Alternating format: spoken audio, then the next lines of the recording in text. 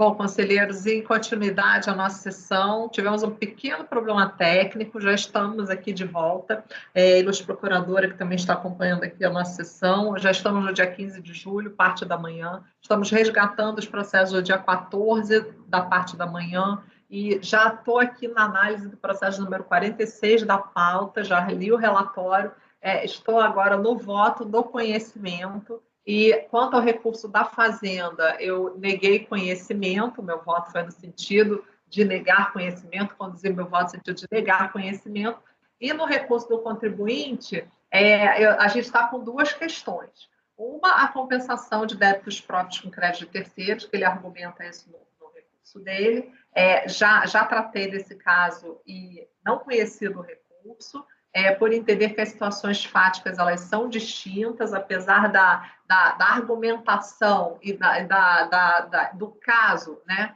Eu entendi, a gente poderia até entender que eles são semelhantes, mas eu entendo que o contexto ele é diferenciado. A gente tem um auto de infração lavrado, a gente tem um lançamento, então tá no contexto do sobrestamento.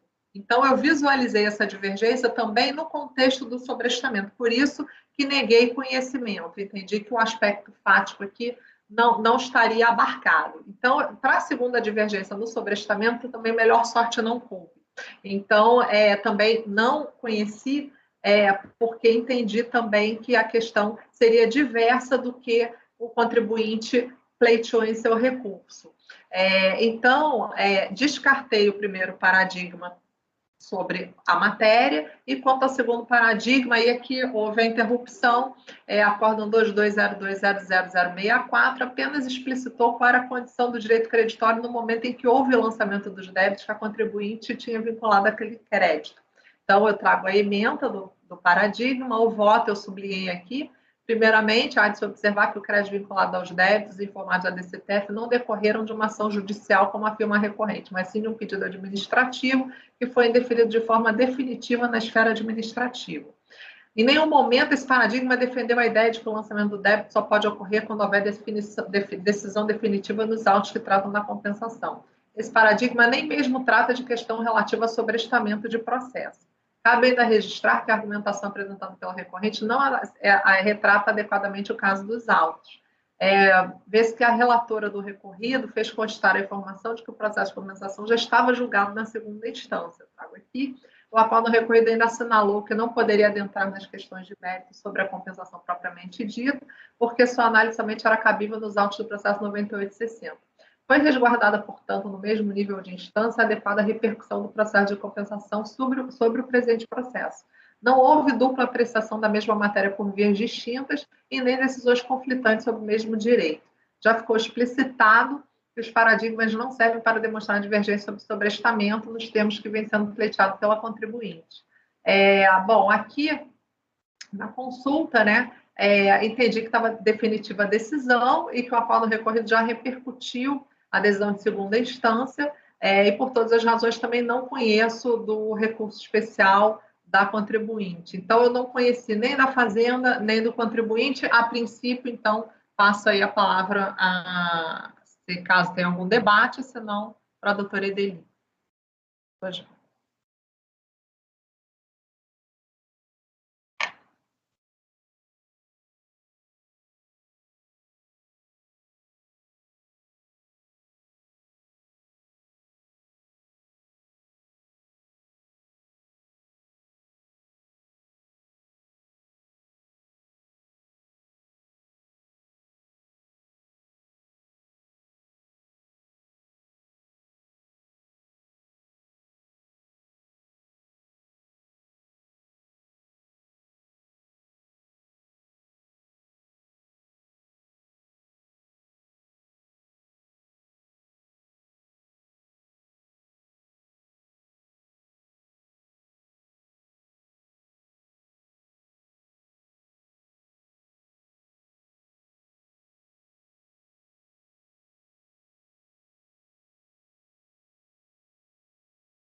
Ok, presidente, desculpa só não ter acompanhado com vagar aqui a sua abordagem, porque eu tive que ir no paradigma da PFN, no recurso especial do contribuinte.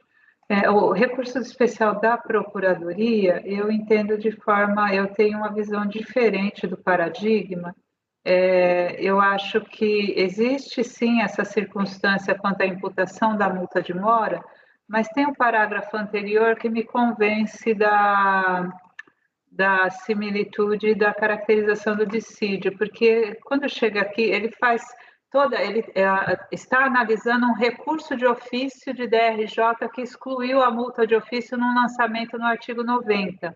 E aí o relator dá provimento ao recurso de ofício, dizendo que, no entender dele, o lançamento é levado a efeito com arrimo no 90 do da MP 258 tem como objeto ou o lançamento tem como isso, ou seria outra hipótese, e ele diz que nessa última hipótese, que é a dos autos aqui, não vejo como essa cobrança, por força da vinculação da lei, ele quer dizer, quando o lançamento é feito na forma do 90 da MP 2158, na forma original para lançamento do débito em DCTF, lançamento de ofício do débito que está informado em DCTF, com acréscimo da multa de ofício de 75%, ele entende que nessa última hipótese não vejo como essa cobrança, por força da vinculação à lei, não estar acompanhada da aplicação da multa de ofício no percentual definido na lei. E tenho convicção, esse foi o caso do lançamento.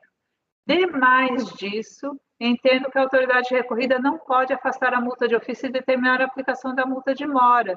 Né? A multa será aplicada não por força de determinação do julgamento, mas por seu efeito vinculante. Então, o precedente, antes dele decidir a questão da aplicação da multa de mora, antes disso, ele dá provimento ao recurso de ofício, porque ele entende que a multa de ofício deve ser mantida nesses casos de lançamento com base no 90 da 2158. Mas eu interrompi com o passo anterior. Eu peço bem para divergir, que justamente é o meu voto, que o meu passo é anterior. É justamente esse recurso de ofício que traz a discussão multa de mora, multa de ofício, a aplicabilidade, que não se coaduna com o que a Procuradoria pleiteia com todas as vênias. Então, eu enxergo isso antes. Quer dizer, isso não existiria se não tivesse o recurso de ofício com relação à troca da multa pela DRJ. Eu entendo o recurso de ofício com maior alcance, porque foi excluída a multa de ofício. Então, para mim, não é só a troca da multa de ofício pela multa de mora. O que está em discussão também no recurso de ofício era a exclusão da multa de ofício, e nesse ponto, inclusive, ele nem decidiu a questão da troca da multa de mora, porque ele já decidiu pela questão antecedente. Ele entendeu que a multa de ofício permanecia aplicável. E aí, como o acórdão recorrido exclui a multa de ofício, né, por aplicação por efeito, por retroatividade benigna do 18 da 10833, entendo que estamos diante da mesma circunstância fática. Foi exatamente o que aconteceu no paradigma, e esse acréscimo da multa de mora, para mim, é irrelevante na caracterização do dissídio, por isso, com as devidas vênias aí de virgem, para conhecer do recurso da Procuradoria. Quanto ao recurso do contribuinte, eu vou lhe acompanhar pelas conclusões, aí com pedido de desculpas de não ter acompanhado com o merecido cuidado a sua argumentação, só para não perdermos mais tempo aqui, porque a pretensão da contribuinte, o acórdão recorrido, ele analisa apenas e tão somente o pedido do contribuinte de que seja sobrestado os efeitos da compensação anterior. Ele quer o sobrestamento, não é bem do julgamento, né? Ele quer o sobrestamento de qualquer efeito da inadmissibilidade daquela compensação. E ele diz, olha, eu fiz uma compensação em 98, ela foi convertida em decomp, e por isso eu não posso ter consequências dessa compensação aqui enquanto ela não for definitivamente decidida. Então, eu quero que você sobreste, né, minimamente sobreste esse processo, e é nesse contexto que a conselheira relatora do acórdão recorrido vai olhar para aquela, e aí uma divergência de premissa de prática, o que está aqui em discussão é um débito dessa contribuinte, société, que foi liquidado mediante compensação com crédito de terceiros, né, do Banco Société Générale. ele que era o titular do crédito de saldo negativo, que foi destinado para ela na época em que o pedido de compensação com crédito terceiros era possível. E aí a pretensão dela é que esse pedido de compensação seja reconhecido como decomp, seja convertido em decomp, e aí tem os efeitos decorrentes da suspensão da exigibilidade, o que impediria também esse lançamento que está feito aqui. E a questão é respondida simplesmente com a argumentação de que pedidos de compensação com crédito terceiro não se converteram em decomp, né? E aí não te dou nenhum benefício do rito que você pretende aí, do rito trazido pela 10.637. Essa é a resposta dada. E nenhum dos paradigmas tratou disso, né? A mesma questão ele tenta trabalhar nas duas matérias. E nenhum dos dois tratou disso. Cadê? A argumentação dele, ele parte da premissa que foi convertido em decomp e fica pegando processos que não são de compensação de crédito de terceiros, para pretender a mesma. Então, ele tinha que trazer minimamente um paradigma que dissesse que o pedido de compensação de crédito de terceiros foi convertido em decomp, né? Ele não quebra a premissa do acórdão recorrido. Então, a discussão fica no vazio. Ele quebra a premissa do acórdão recorrido por argumentação. Olha, eu entendo que foi convertido em decomp. E aí diverge dos paradigmas que disseram que, nesse caso, sobresta, suspende, né, tem os efeitos. Então, eu não consigo ver divergência em nenhuma das duas matérias suscitadas pela contribuinte e só vou lhe acompanhar pelas conclusões para não demorar mais tempo aqui no meu voto, vendo especificamente em que ponto eu posso ter ressalvas em relação ao seu voto, tá? Tranquilo, ok. Conselheira Lívia, como vota?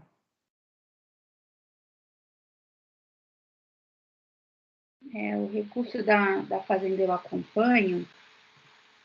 O recurso do contribuinte, eu tenho uma outra leitura do recorrido, e eu acho que, na verdade, o recurso ele é insuficiente, pelos argumentos que eu leio ali no recurso, no acórdão recorrido.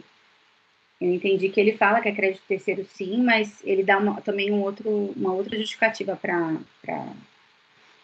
não aprovar. Então, por isso eu vou pelas conclusões. E o pedido de sobrestamento também, eu vou pelas conclusões, porque eu iria mais pela inutilidade do pedido, já que se já teve tudo julgado, não é mais útil esse pedido para ele. Então, se eu fosse fazer, acho que até me pouparia de dizer toda essa questão de esse trabalho hercúleo que a presidente teve de comprovar a divergência, para mim fica até em segundo plano, mas eu vou pelas conclusões mais... Mas as suas conclusões são diferentes da doutora Edeli, né? Diferente, sim. Tá, perfeito. Conselheiro Fernando. Presidente, em relação ao recurso da Fazenda, eu também peço vênia, vou dividir, acho que ele tem que ser conhecido, já que o paradigma acabou estabelecendo a multa de ofício, né? Sei que tem aquela discussão da multa de mora, tudo, mas ao fim e ao cabo... Para mim outro arcabouço. Para mim é uma situação muito assim, você não é multa de ofício aqui e a multa de ofício, se você olhar a ementa, é igual, por isso que eu estava aqui me deparando. É bem complicado esse processo. Mas eu já me posicionei de que para mim é contexto separado, distinto, mas vamos lá. Claro. Então eu voto por conhecer o recurso da Fazenda e em relação ao recurso do contribuinte, acompanhe o seu voto integralmente, para não conhecer, né? Ok. Conselheiro Toselli, como vota? Toselli, presidente, eu lhe acompanho na íntegra. Ok. Conselheiro Matosinho, como vota? Presidente, eu também vou divergir no conhecimento do recurso da Fazenda, me parece que meio confuso esse aí, mas eu acho que há divergência. E em relação ao do contribuinte, eu acompanho seu voto. Ok. Conselheiro Alexandre. Eu vou lhe acompanhar, presidente. Conselheiro tanto na Fazenda quanto no contribuinte. Conselheiro Caio. Presidente, eu lhe acompanho integralmente. Então, vamos lá. Quanto ao recurso da PGFN, foi negado o conhecimento por maioria, vencidos Edeli, Fernando, Matosinho. Quanto ao recurso do contribuinte, foi negado conhecimento por unanimidade pelas conclusões Edeli e Lívia, mas distintas, conclusões distintas, ok? Então, vamos passar para o item... Declaração de voto, André, você já tem que eu faço? Claro, dever Edeli, perfeito. Agora, a gente passa para a sessão do dia 14/7, da parte da tarde, com o processo de número 47, que também é meu, Castro Campos, recorrente interessado em Fazenda Nacional. Então, acho que está na pasta. Eu tiro e coloco. Até o 45 do segundo tempo eu estou ali. Então...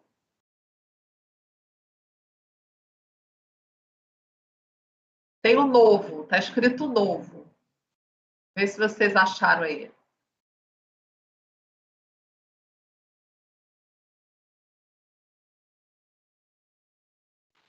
Tem um na pasta, mas não está escrito novo. Deixa eu ver se eu estou me confundindo. Deve ser esse, porque é um arquivo do dia 15, né? Ah, tá. Então tá. Perfeito.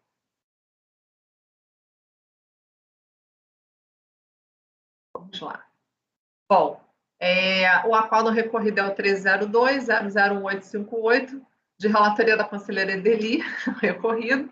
E aí o resultado do julgamento eu transcrevi, o auto de infração de RPJ, CSL, fonte, também lavrar responsabilidade solidária, Rodrigo Magela e tal. Em breve síntese, a fiscalização trouxe os argumentos, eu realcei, vocês estão com essa minuta do realçado aqui, em amarelo?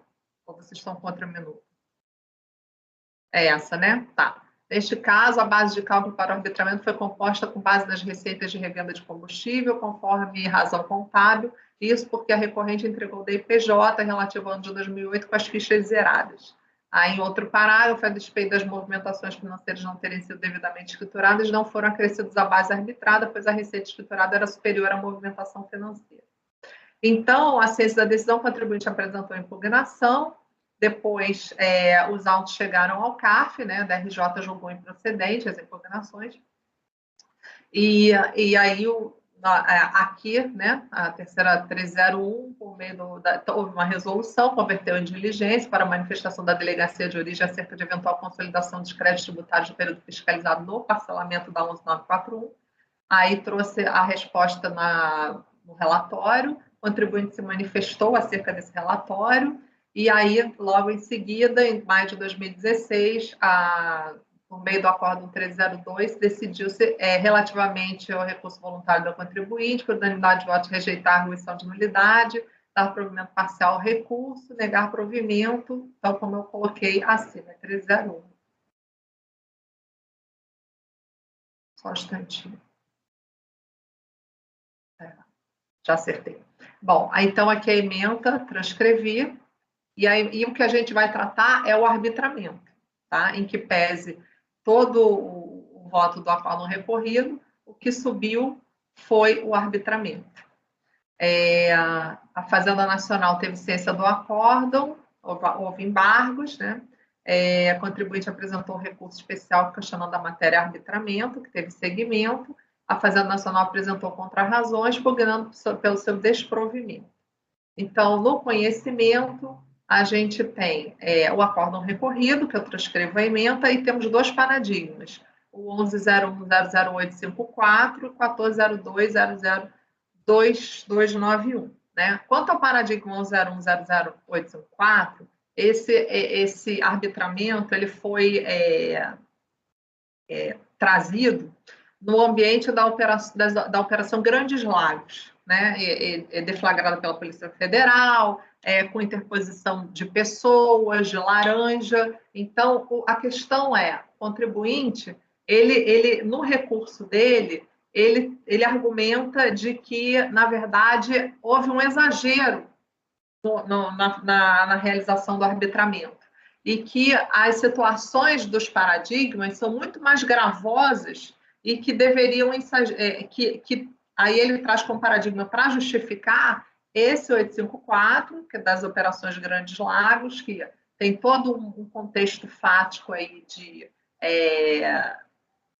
diferenciado, né, a meu ver, emitidas RMF, a questão de depósito bancário, e que não havia realmente a questão da abertura de contas correntes, sem contabilização e questões mais gravosas e diferenciadas do que a situação do recorrido. E no outro paradigma, o contribuinte ele não é arbitrado. Ele diz o seguinte: olha, esse paradigma 1402, eu quero ser arbitrado, que nem o Maringá de ontem. Então, que eu tenho uma situação tal que demandaria o arbitramento. Então, nesse ponto, insurge-se a recorrente contra a forma adotada pela fiscalização para apurar a exigência. Defende o arbitramento como medida mais acertada ao caso, haja vista em face do percentual elevado entre a receita considerada omitida e aquela declarada. Então, no presente caso, a fiscalização promoveu o arbitramento do lucro com fundamento na imprestabilidade da contabilidade, que nem houve o lançamento no arbitramento da movimentação financeira. Apesar de ter essa movimentação financeira à margem da contabilidade, ele entrou nas receitas não declaradas. Por outro lado, nos paradigmas, quanto ao primeiro, vislumbra um contexto fático muito distinto, específico no bojo de determinada operação intitulada Grandes Lagos, onde se verifica a interposição de pessoas, bem como questões específicas para o qual não se consegue conduzir de que forma os respectivos colegiados demandariam o caso do recorrido. Melhor sorte não traz segundo paradigma, tendo em conta que sequer houve arbitramento do lucro, era um pleito da contribuinte em seu recurso voluntário rechaçado nesse segundo paradigma. Então, para mim, nenhum dos paradigmas eles foram hábeis para a caracterização da divergência. Então, nesse primeiro momento, eu não conhecia do recurso especial interposto.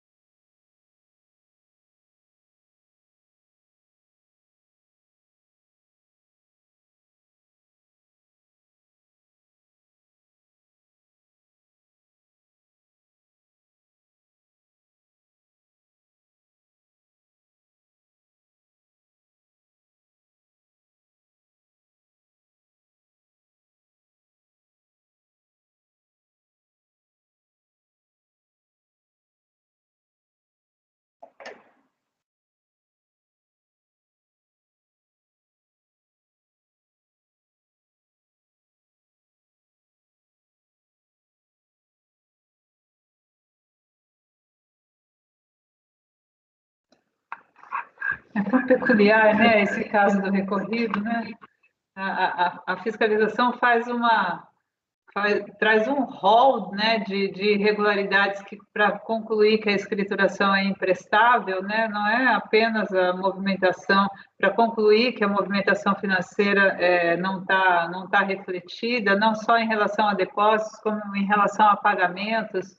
Os livros não estavam todos escriturados, né? É uma sequência de irregularidades aqui, e a questão do arbitramento é trazida no recurso voluntário sob a ótica de que, olha, como você fez o arbitramento a partir das receitas da atividade que estavam na DIPJ, então você tinha elementos, né? Por que você está dizendo que a minha escrituração é imprestável?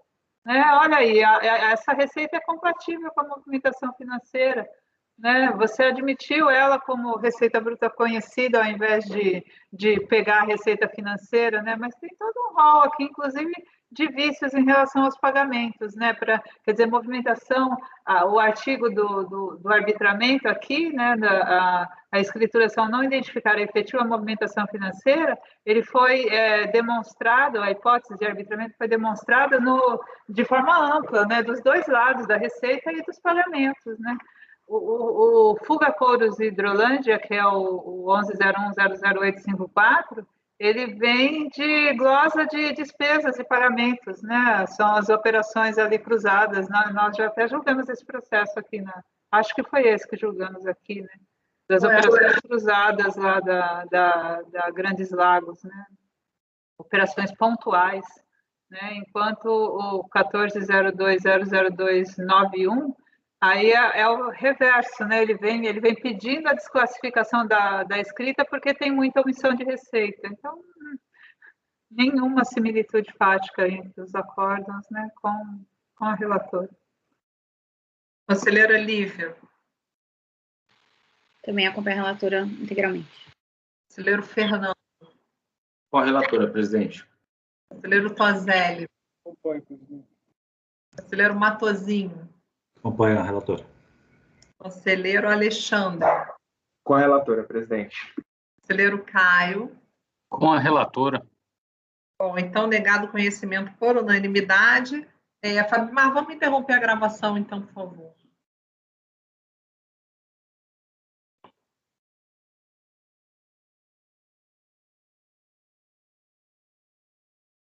Estou aqui, presidente. Então, gente, é o seguinte... Só um momentinho.